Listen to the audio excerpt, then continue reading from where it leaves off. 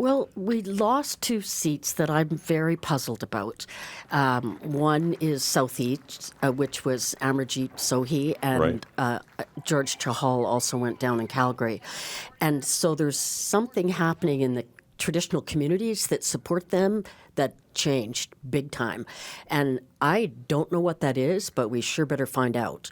But I have to say, Liberals, if you're listening in Ottawa, they need to understand Alberta better. They don't get Alberta, and they don't come out here, and they don't listen to us. So they make stupid mistakes that really anger Albertans, and they got to quit doing that. I think Albertans are going to watch this very carefully because I think it's clear that we think we can be the economic engine to help Canada. To do that, that means resource development, and not just oil and gas, but it also means... It did seem, even though the Liberals had turned toward that during the campaign, right? Carney had talked about that. He talked about it. Yeah. Now we're going to see, is he going to deliver on that? Mm-hmm. You fight a nasty man down south by having a strong economy, and I think Canadians have bought into that. I think they actually realize that we have to get this Canadian economy going again. We've heard some talk about secession of Alberta, about people independence and that sort of thing. Even the Premier has spoke to this. The Liberals have won. Do you think there'll be more talk of this? And what's your thought on that kind of sentiment? The Canadian ship is sinking, and we must take to the lifeboat of independence now. It's still a driving force. I mean, how long have we been going through this? 20 years or longer. So it remains, boiling away at the bottom of the pot there. And it's a zombie issue. It never goes away. It just rises again.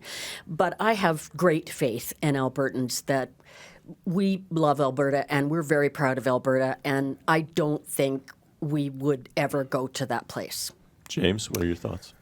Well, I think Albertans are proud Canadians, and I think they want to be part of Confederation. Here's the big if.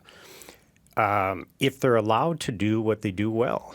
So I think the way that Canada is supposed to work is that the provinces have certain responsibility over certain jurisdictions, and resource development is one of those.